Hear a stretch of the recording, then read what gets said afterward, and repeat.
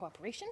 We have with us today Finance Minister Dominic LeBlanc, Foreign Affairs Minister Melanie Joly, and Industry Minister François-Philippe Champagne.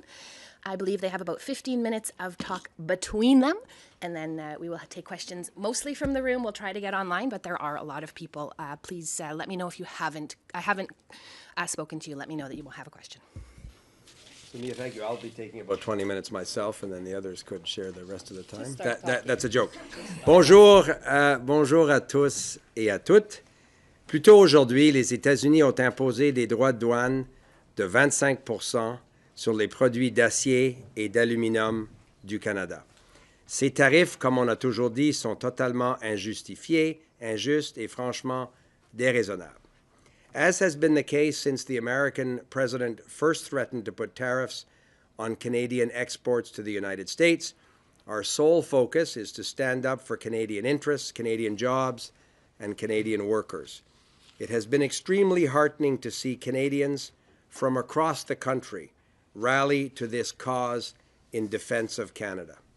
I would also like to thank the premiers from across the country for their work on these important matters. I know Canadians are proud to see their governments stick up for their respective provinces and territories, and also, of course, stick up for the whole country. Together, we will do what we must do to protect Canada's economy.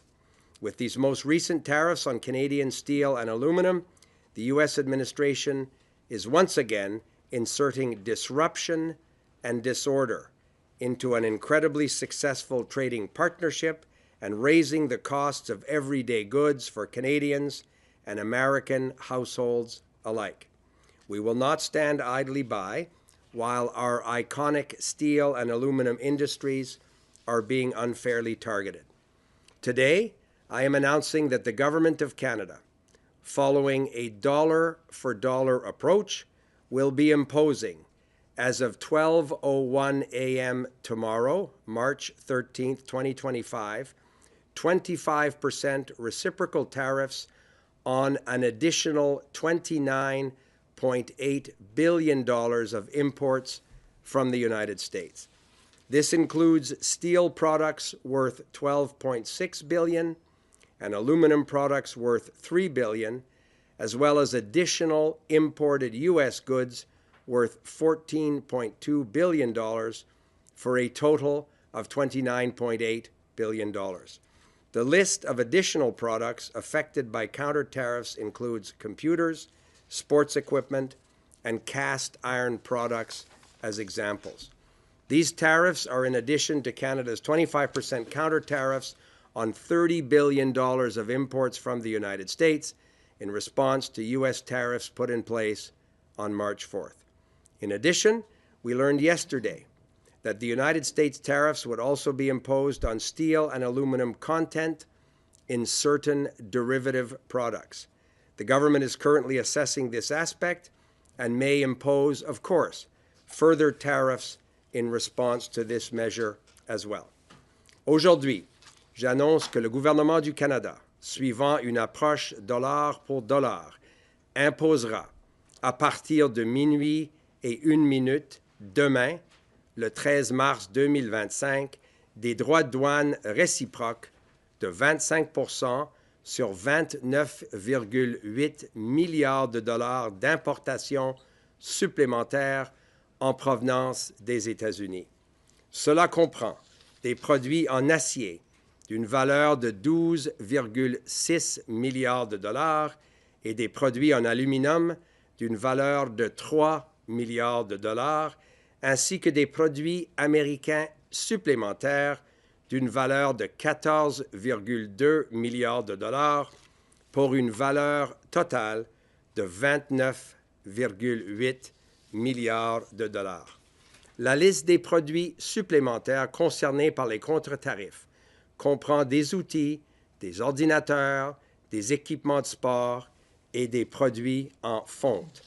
Ces droits de douane s'ajoutent aux droits de douane réciproques de 25% appliqués par le Canada sur 30 milliards de dollars d'importations en provenance des États-Unis en réponse aux droits de douane américains imposés, comme vous savez, le 4 mars.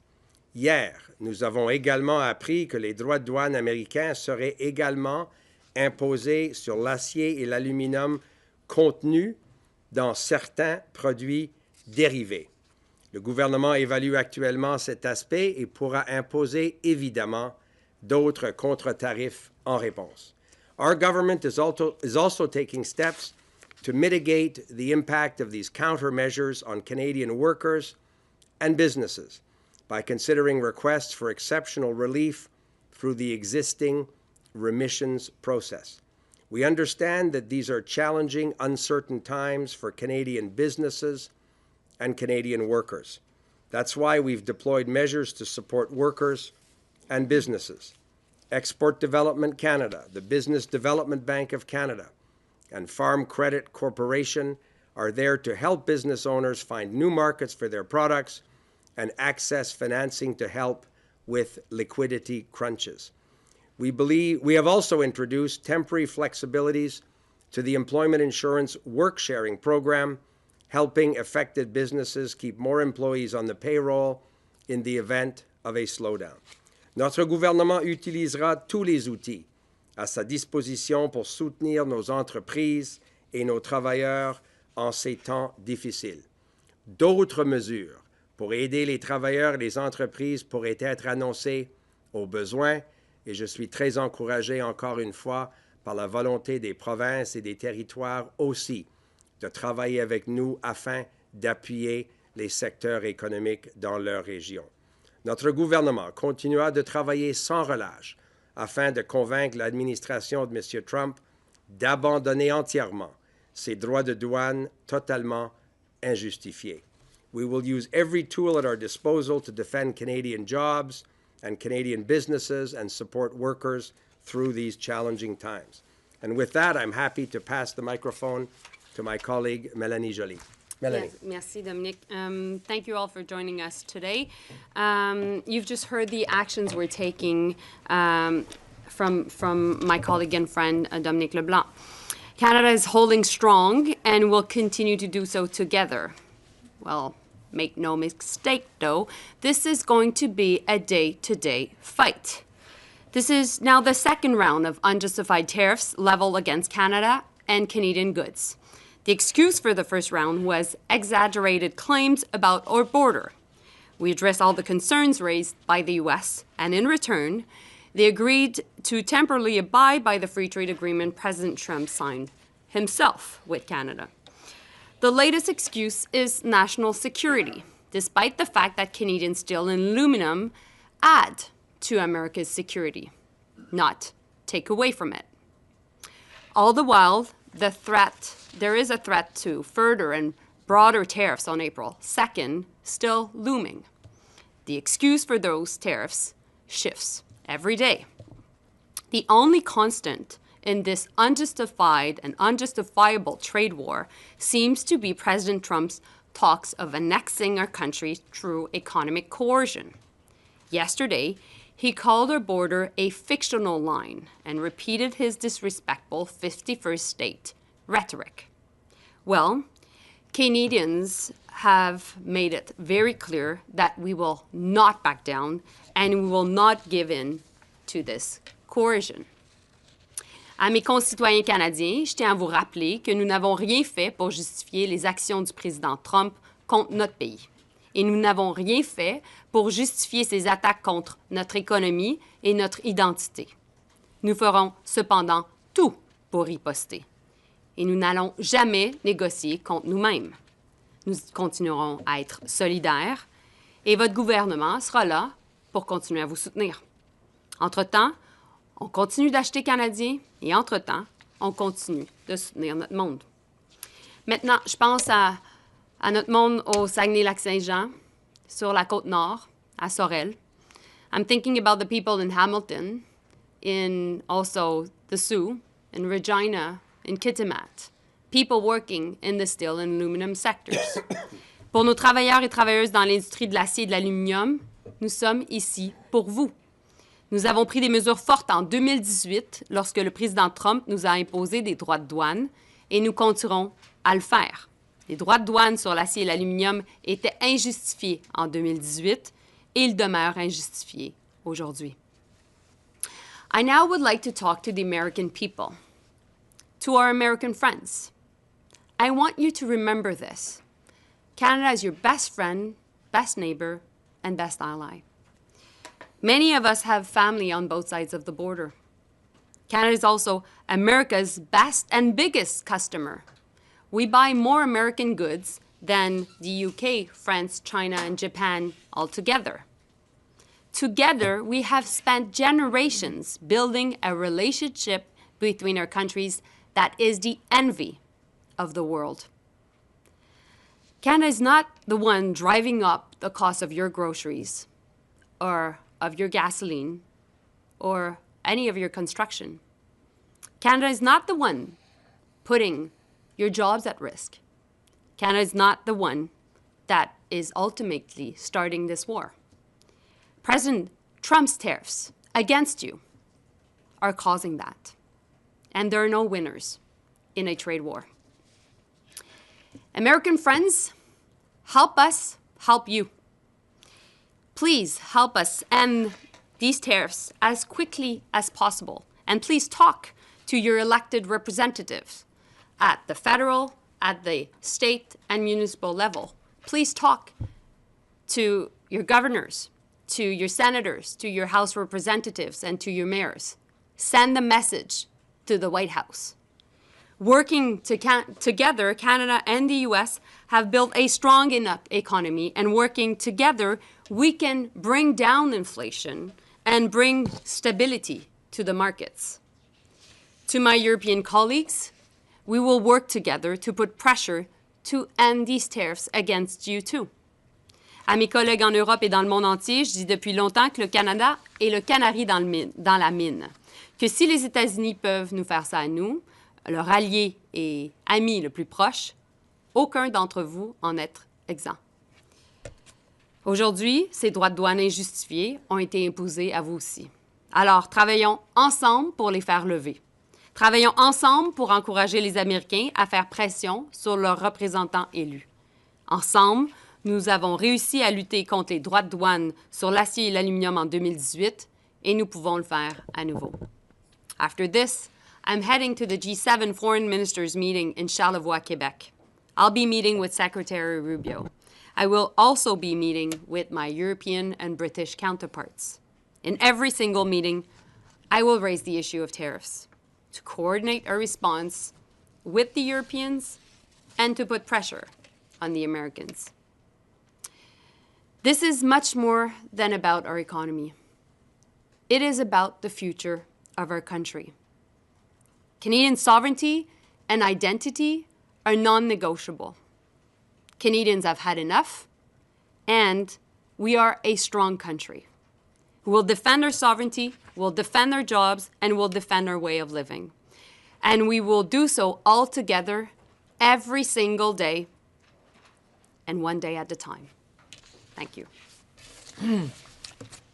Bon matin tout le monde, bonjour tout le monde. Nous vivons l'un des moments les plus sérieux dans l'histoire du Canada. Aujourd'hui, les États-Unis poursuivent leur assaut tarifaire contre le Canada avec l'imposition de droits de douane de 25 % sur notre acier et notre aluminium. Ces droits de douane sont non seulement inacceptables, ils sont injustifiés. Ils auront un impact économique négatif considérable, comme le disaient mes collègues, des deux côtés de la frontière. As we have always said to our American friend, tariffs on Canada is a tax on American. And as I've seen someone yesterday saying, these tariffs are bringing the Wild West on the factory floors across North America. This needs to stop. This is hurtful for workers. This is hurtful for industry. This is hurtful for the competitiveness of North America.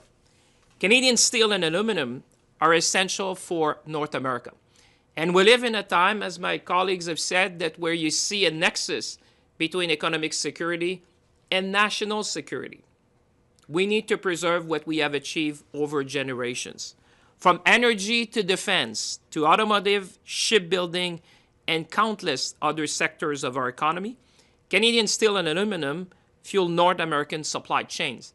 Actually, I was with the association representing aluminum.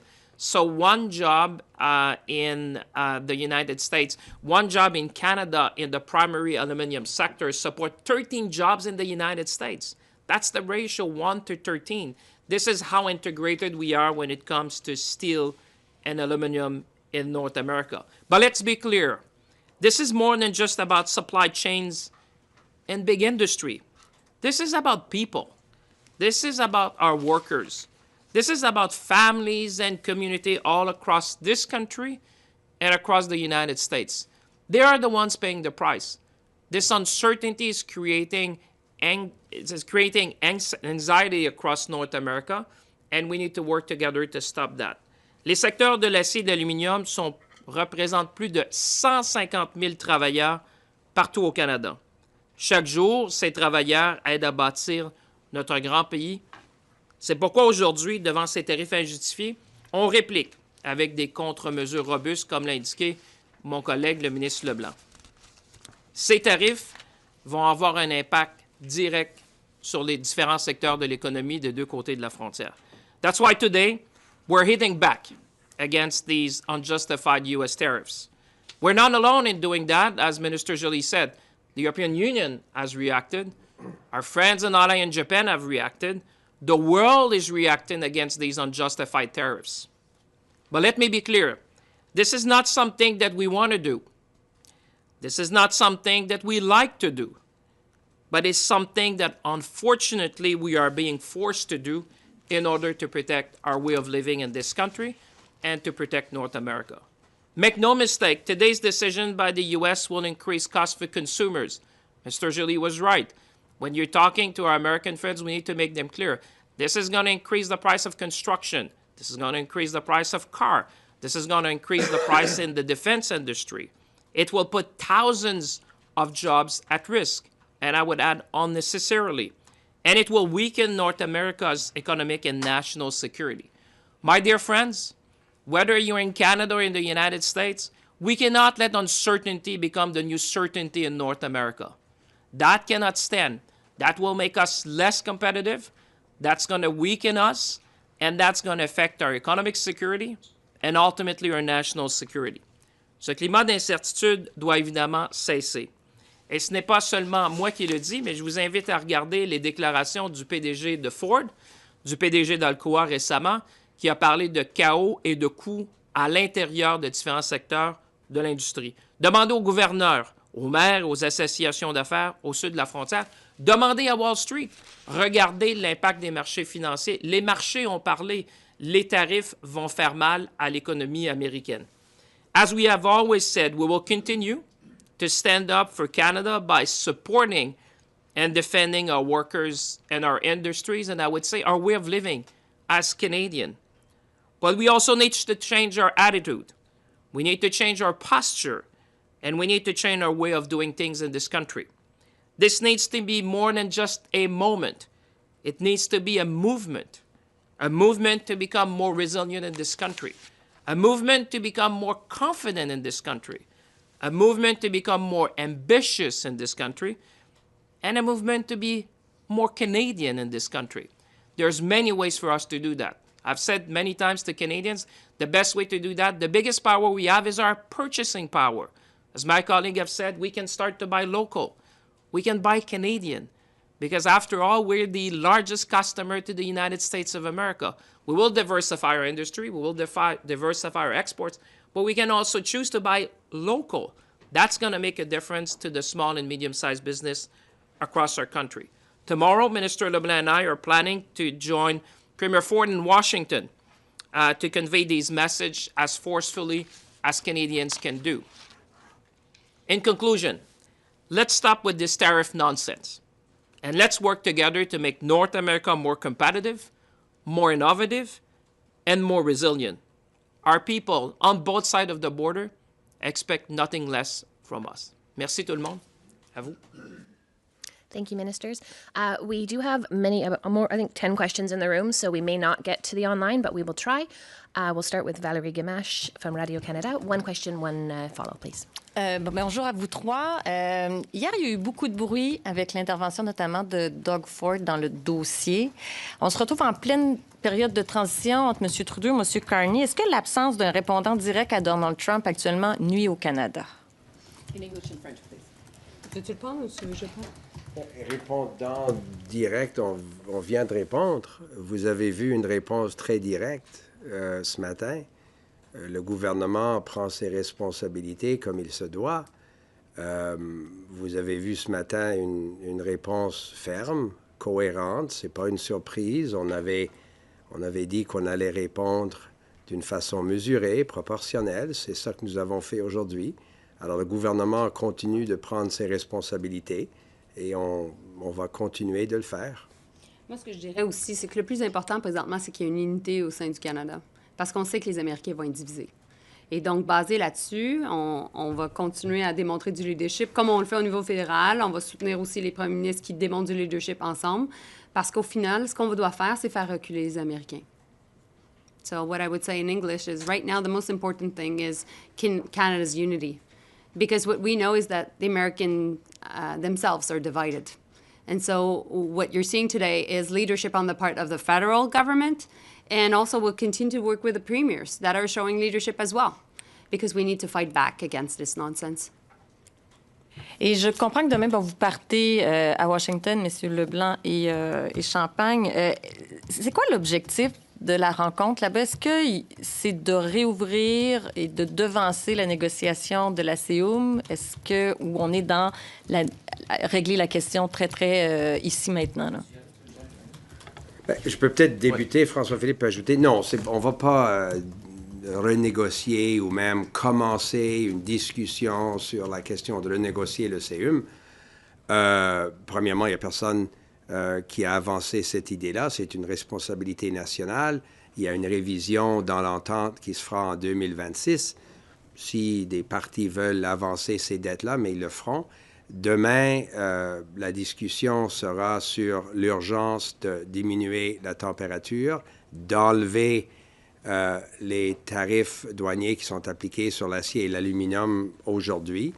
Le secrétaire Lutnick a un mandat d'arriver au début avril, le 2 avril, avec les mesures surtout globales, les mesures qui vont examiner leurs relations avec tous les pays.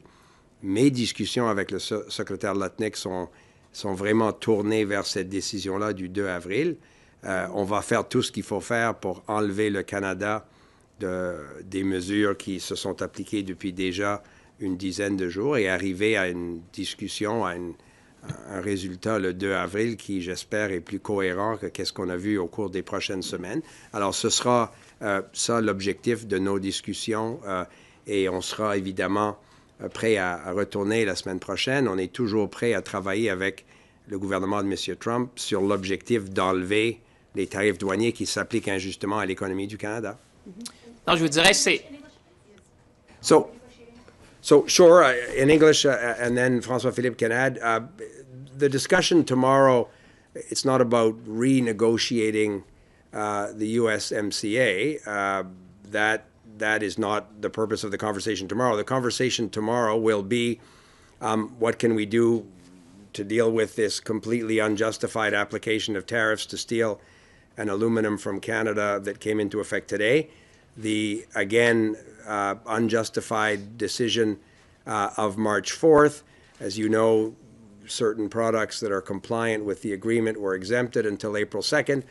All of that points to a conversation that we've been having with the Trump administration around getting to April 2nd with the objective of obviously removing all of these tariffs that are applying to the Canadian economy. We will continue to maintain our countermeasures and increase them on April 2nd. This is no surprise to the American administration if we can't get to a position where their initial measures are all lifted from Canadian businesses. So the conversation tomorrow will be around lowering the temperature and focusing on the process that President Trump set up where Secretary Lutnick has up to April 2nd to determine a series of global tariff decisions.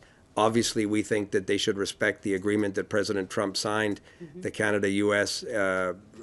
Mexico Free Trade Agreement. In the agreement itself, there's a provision to have a review in 2026. It's not a renegotiation, it's a review. If one of the three parties wants to, at some point, begin a process of that review earlier, then of course Canada would be ready. We've always said the best approach is a coherent conversation that looks at all of these issues, where the three economies are part of the conversation, and where we can arrive at the best agreement for North America. That's been the success of previous conversations, but for the moment it's difficult to get there because day over day, week over week, you have these decisions. So if we can sort of clear the underbrush and get to a position where we can get to April 2nd with a coherent plan, I certainly think that would be the objective of the conversation tomorrow, and it continues on conversations we've been having over recent weeks as well. Je pense que Dominique l'a bien dit. Demain, pour être clair devant les Canadiens et Canadiennes qui nous regardent, il n'y a pas de début de renégociation, évidemment, de l'accord de libre-échange. Par contre, moi, ce que j'entends amener avec le ministre Leblanc à la table, c'est vraiment de nous ramener dans un mode où il y a plus de certitude. Moi, je le dis souvent, l'incertitude ne peut pas devenir la nouvelle certitude. J'ai rencontré plusieurs des dirigeants. J'étais en contact hier dans l'industrie de l'aluminium et de l'acier. Mais vous savez, regardez la dernière semaine qu'on a eue. Ce genre de mouvement-là qu'on a vu dans les tarifs, ça rend vraiment les chaînes d'approvisionnement plus fragiles à travers l'Amérique du Nord. C'est clair que les dirigeants nous disent une chose, on ne peut pas fonctionner dans un monde comme ça. Nos chaînes d'approvisionnement ont été établies depuis des décennies. Moi, mon message à M. Lutnick va être simple. Les marchés vous parlent. Regardez la capitalisation boursière depuis les dernières semaines. Je pense qu'il s'est perdu 4 trillions de dollars dans les marchés boursiers aux États-Unis depuis les dernières semaines. Les entreprises vous parlent. Il y a eu une grande réunion avec les leaders du secteur automobile. Je pense qu'il y a une discussion aussi avec le secteur de l'acier et de l'aluminium pour retourner vers quelque chose qui est plus prévisible. Et comme le ministre Leblanc disait, il va falloir continuer de faire le point à nos amis que la sécurité économique va affecter la sécurité nationale. À un moment donné, ces chaînes d'approvisionnement-là vont arrêter. Vous savez, dans le secteur de l'automobile, de la façon dont on est intégré maintenant, il s'agit de quelques jours avant que les chaînes arrêtent des deux côtés de la frontière. C'est excessivement sérieux. Moi, on a parlé hier avec des gens de l'automobile aux États-Unis qui disaient, Monsieur le ministre, soyons prudents parce que dans quelques jours, les usines américaines pourraient cesser d'opérer. Alors, je pense que notre mission à Washington, comme le ministre Leblanc disait, c'est de ramener ça, c'est de dire les marchés vous ont parlé, l'industrie vous parle, les travailleurs vous parlent. Retournons à une table où on peut s'asseoir, on peut discuter. Et moi, je pense qu'il faut trouver une voie pour trouver un peu une désescalade de ce qu'on a vu dans les derniers jours pour nous ramener dans un terrain où on va être capable de voir des investissements des deux côtés de la frontière. Just as a reminder, if we can keep the questions and answers brief so we can get through as many as we possibly can. I am looking at you. I believe the finance minister is also looking at you. Rachel Haynes, CTV. Thank you so much, ministers.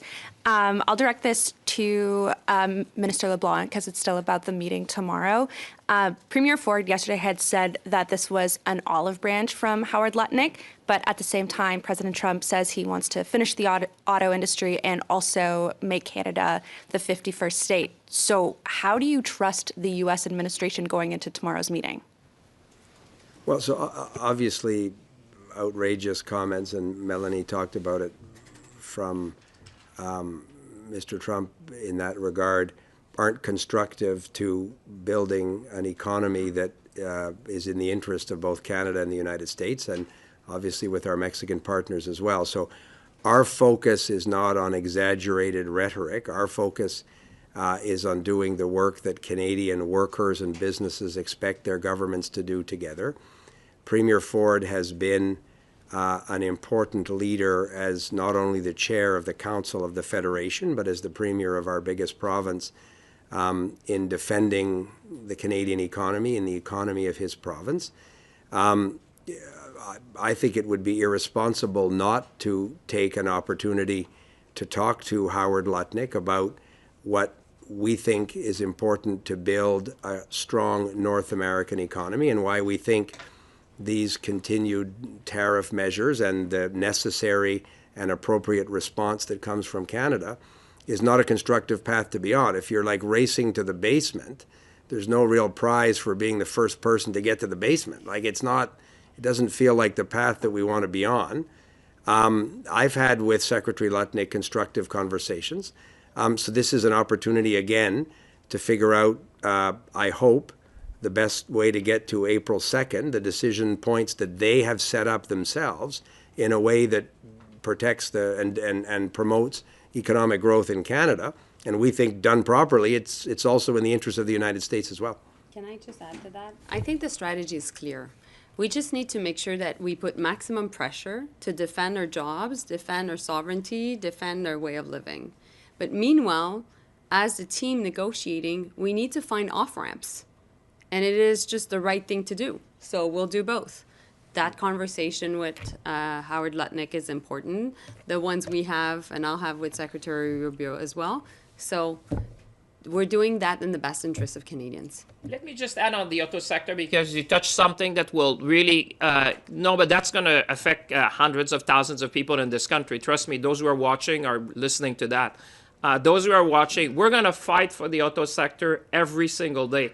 I spoke to them and I say, Canadians have been there for you. Canadians have been there for the auto sector for decades since we had the auto pact. And these companies, most of them, have long-standing commitments to this country. We're going to make sure that they abide by the terms of every single agreements we have with them to make sure we protect the jobs. We had discussion with the union leaders yesterday and with the representatives from the company, and they truly understand that the reasons they came to Canada is because we have the best worker, it's because Canadians have been there for them, and we have integrated supply chain. So I just want to be clear on the auto sector. Make no mistake that we are already on their back, saying we're going to be watching like hawks as to what may happen to the auto sector because this is a core industry for the prosperity of this country. All right, thank you. And Prime Minister, my next question is, Prime Minister designate Mark Carney had campaigned on dollar-for-dollar retaliatory tariffs. Did he have a say in today's announcement? Obviously, we took note of what the Prime Minister designate said in the leadership campaign, but it's also been the position of the Government of Canada to have a strong response to these unjustified measures. So this shouldn't surprise anyone. We have been clear that if the Americans took this unreasonable and unjustified step, Canada would respond as Canadians expect their government to respond. As Melanie and François-Philippe said, we benefit from the support of premiers across the country, of business leaders. But our objective always is to get to a position where the American tariffs are lifted and all of the tariffs are lifted, and then so too, of course, will be our retaliatory measures. But until the Americans make that decision, we'll continue, as Melanie said, to increase the pressure. None of this is surprising to the American administration. You could have seen this coming. This response was well known and planned for a number of weeks, and we'll continue to do everything we need to do to defend the Canadian economy. Mylène Crête, La Presse. Oui, bonjour. Monsieur Champagne, je vous ai entendu dire que vous alliez défendre l'industrie automobile qui est surtout basée en Ontario. Là. Il y a des craintes au Québec que le bois d'œuvre et l'industrie laitière ne seront pas défendus. Quelle garantie votre gouvernement peut donner aux Québécois là-dessus? Bien, on sera toujours là. Évidemment, je répondais parce que la question concernait le secteur d'automobile, mais c'est clair, on a été aussi en contact avec les secteurs clés de l'économie du Québec, c'est-à-dire l'aérospatiale, l'industrie forestière, évidemment. J'allais dire même de la question de la sécurité alimentaire est venue aussi dans nos discussions. Non, il faut être clair, on va être là à chaque tournant pour défendre. Puis les gens le savent parce qu'on a déjà joué, malheureusement, dans cet épisode-là. Vous savez, on s'est déjà tenu debout. L'industrie forestière, vous savez, je parlais à M. Chrétien, des enjeux dans le bois d'œuvre, on en a depuis plusieurs décennies, puis on a toujours gagné. Vous savez, c'est ça l'enjeu. Dans le bois d'œuvre, on a toujours gagné. Quand les règles du jeu sont claires, on gagne. On l'a vu récemment au hockey. Nous, ce qu'on veut rétablir avec le ministre Leblanc puis avec la ministre Joly, c'est évidemment d'avoir des règles claires du jeu. Parce qu'une fois qu'on aura des règles qui sont claires, que ce soit dans les différents secteurs de l'économie, on pourra évidemment s'adapter, mais on pourra aussi gagner. Alors, c'est clair qu'on va être là pour défendre ces secteurs-là, et ça va être des enjeux qu'on va certainement soulever dans la réunion avec le secrétaire Lotnick. Et vous parliez, Madame Joly, d'unité là, dans la réponse. Oh, oui, vous parliez dans votre réponse là, d'unité canadienne. Là, c'est important d'être unis dans notre réponse là, aux tarifs douaniers américains. Est-ce qu'il y a vraiment une unité quand Doug Ford semble faire cavalier seul, comme ça a été le cas hier? Je pense que, premièrement, aujourd'hui, on arrive avec une réponse forte, une réponse coordonnée au sein du gouvernement fédéral, une réponse qui a été travaillée aussi depuis quand même quelques semaines. On savait depuis quelques semaines que des tarifs sur l'acier et l'aluminium pouvaient être mis en place, donc on s'est préparé. Donc, comme le disait mon collègue Leblanc, il n'y a pas de surprise. En même temps, ce que je pense que les premiers ministres et tout le monde au pays, ce qu'on fait présentement, c'est qu'on essaie de trouver quels sont nos leviers pour mettre de la pression, pour envoyer un message, pour faire réagir, premièrement, le peuple américain, qui est ultimement notre grand allié, pour mettre de la pression sur l'administration Trump. Et donc, dans ces circonstances-là, je pense qu'on peut démontrer qu'on a une réponse qui est forte et coordonnée, puis qu'on va faire reculer l'administration Trump. On est dans une bataille existentielle. Existentielle pour nos jobs, existentielle pour les familles qui dépendent de ces jobs et existentielle pour notre souveraineté. C'est pas juste une question économique, c'est ultimement l'avenir de notre pays qui est en jeu. Et donc, moi, je suis fière de la réponse canadienne de façon générale. Well, this is not only a threat to Canadian jobs, not only a threat to so many families that are supported by these jobs, it is an existential threat to our country. And we will fight for every single job, we'll fight for families, and we'll fight for who we are as a country, because this is not only about the economy, it is about the future of our country.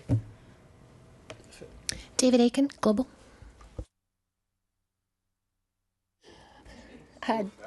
Okay. We'll go to David Baxter from the Canadian Press.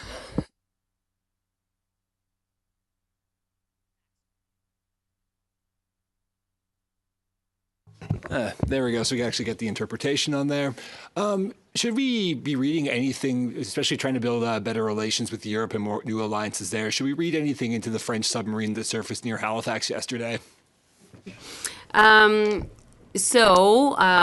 We are having lots of conversations with Europeans right now. I'll be meeting with the foreign ministers from, of course, Germany, France, Italy, the foreign minister of the EU, as well as the British one. And I know that the Prime Minister designate is going to reach out to many of our European friends. But let's all remember that not only Prime Minister Trudeau at the time, myself also, we went to Europe to coordinate this very response on aluminum and steel tariffs with the EU. And so we're seeing the reaction of the EU today on steel and aluminum. When it comes to defense, to your very question, you know, we're NATO allies. We work together. We cooperate on military exercises. And we want to do more with Europe. And we want to do more with defense procurement also with Europe. And so these are all parts of the conversations we're having. As for your specific question, I think Bill Blair, who's a fantastic Minister of Defense, can also answer you. Go on to the next person. Raymond Filion, TVA. I'm the lucky one. Bonjour. Question pour Mme Joly. Vous avez parlé en anglais de Marco Rubio. Vous allez accueillir à compter de ce soir dans Charlevoix. Qu'est-ce que vous allez lui dire au sujet de ses droits de douane américains, de un, et aussi la question de la souveraineté du Canada, 51e État et les menaces de M. Trump? Est-ce que vous avez l'intention d'aborder cette question-là aussi? Ben, c'est pas la première fois que je le soulève avec le secrétaire d'État Rubio. Je l'ai fait encore la semaine passée lorsque je lui ai dit que tout ce qui était lié à la rhétorique du 51e État, ça passait pas. Non seulement à l'époque, il m'a rassuré sur cette question-là, il m'a également dit que la coopération au sein de NORAD allait continuer. Marco Rubio va revenir d'Arabie saoudite. Il va avoir eu des conversations avec la délégation ukrainienne. On va parler beaucoup des questions liées à l'Ukraine et du fameux cessez-le-feu de 30 jours qui est présentement potentiellement sur la table pour être négocié. Mais au niveau de la souveraineté canadienne, je veux dire, c'est pas compliqué, là. C'est même pas à négocier. C'est une question, vous arrivez dans notre pays, vous respectez notre coutume et notre approche et bien entendu notre souveraineté. Comme j'ai dit tantôt, la stratégie est la même avec tous nos interlocuteurs. Pression maximale, diplomatie efficace. So the strategy is the same with every single of our interlocutors. It will be maximum pressure and very, how can I say efficace? How do you say that? Effective. Okay, so let me do that quote again. So the strategy with our American counterparts will be the same. It is going to be maximum pressure and efficient diplomacy. Question pour M. Champagne. Avec la nouvelle de ce matin concernant Northvolt, est-ce que la Chine pourrait prendre la relève dans le dossier de l'usine au Québec? Non. Alors, qu'est-ce qui arrive maintenant avec l'usine, avec la Alors, nouvelle d'aujourd'hui? je voulais être très clair aussi pour cette question-là. La réponse est clairement non. Évidemment, ce qu'on voit avec Northvolt, je comprends les préoccupations légitimes des gens. On est en discussion pour essayer de voir si on ne pourrait pas retrouver une solution, parce que moi, je pense que, je l'ai toujours dit, l'usine de Northvolt au Québec, c'est important. La profitabilité de Northvolt passe par l'usine nord-américaine, parce qu'on sait que le marché nord-américain, c'est le marché le plus important. Alors, je pourrais vous dire qu'il y a des discussions en coulisses pour essayer de trouver un repreneur, probablement, dans cette situation-là. Alors, on est en discussion présentement, puis évidemment, la compagnie aura plus à dire, j'imagine, dans les prochains jours. Puis nous, on fait notre travail en coulisses, justement, pour aider à voir comment on peut préserver cet actif-là chez nous, parce que je pense que, vous savez, il y a toujours le court terme, le moyen terme et le long terme. Il y a une situation financière à court terme, mais je pourrais vous dire, j'ai expliqué à nos amis européens, comme la ministre Joly le fait, comment c'était important, alors qu'on est en train de diversifier notre économie, d'avoir un partenariat transatlantique, d'avoir un manufacturier européen qui soit le leader dans le domaine des batteries. Moi, je pense que qu'ils aient choisi le Québec, qu'ils aient choisi le Canada pour servir le marché nord-américain, alors qu'on est justement dans une crise existentielle. Moi, je souhaite que cet investissement-là continue, puis je peux vous assurer qu'on y met l'effort pour essayer de trouver des partenaires pour continuer l'investissement. Tanda McCharles, The Star. Clarification. Can you talk about the 30, let's round it up, 30 billion that you've announced today on top of the 30 billion previously? That's, I assume, part of that 155 billion overall package that Canada said it would target eventually, right? It's not an additional 30 on top of 155. Is that correct? That's right. Okay. So that's not my question. I just wanted that clarified. Oh, so well, let me answer that. That's one question. Okay. That's just a clarification. Thanks. Okay.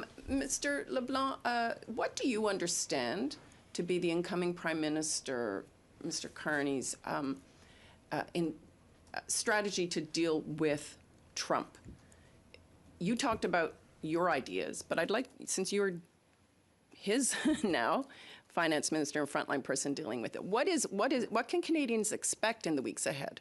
So obviously, technically, the premise of your question is not accurate. Mr. Carney will be sworn in with his cabinet sometime in the coming days, so I just don't want to accept the premise of those questions, and I certainly don't want to speak for our new boss. I think Mr. Carney has been quite effective in saying to Canadians that the government, his government, needs to take a firm response, a strong response. Your colleague talked about his public comments around a dollar-for-dollar response to these tariffs, which is what we're doing today.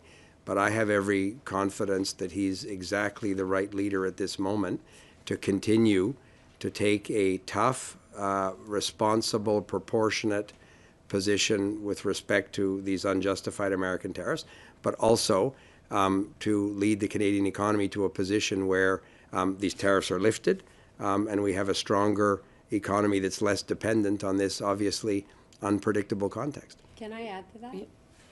I think Mr. Carney is a serious person, a serious man, and he'll engage only if there are serious talks. Follow-up then, you talked about the need to find off-ramps, and yet you also talked about the need for Canada to use its levers to exert maximum pressure.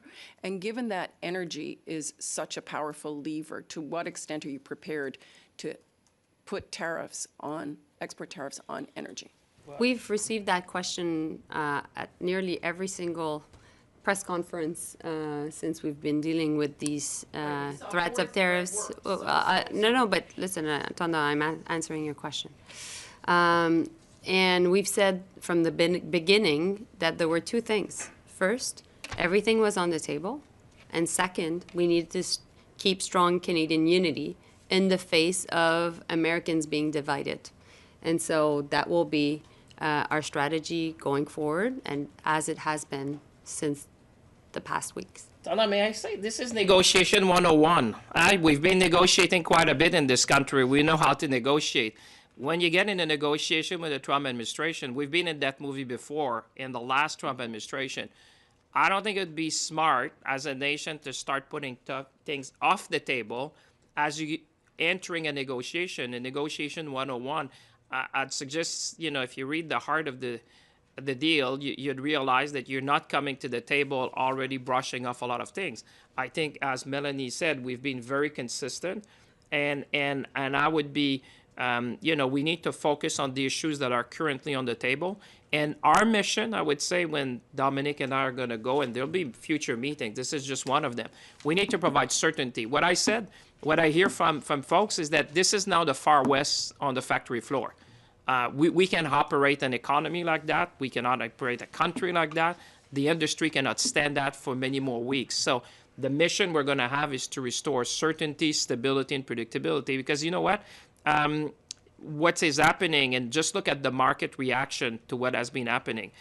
It's making us less competitive, less attractive, and certainly this is not the time, at a time where national security is at the forefront, that we weaken our competitiveness. We need to build ships, we need to build planes, we need to build infrastructure. That's what, I was about to say. Mr. Carney has said, he's been very clear. We're going to invest in our military, we're going to build infrastructure, we're going to be the most resilient economy in the G7. Unfortunately, that's all the time we have for questions today. We were ready to I already got an extra Already? 7 minutes. we're not. I need to go to Charlevoix, guys. But you're not going to come tomorrow if we say everything today. That's the problem. Can you just explain? Ça peut changer. Demain, ça peut être totalement différent. Did you coordinate with any other U.S. allies other than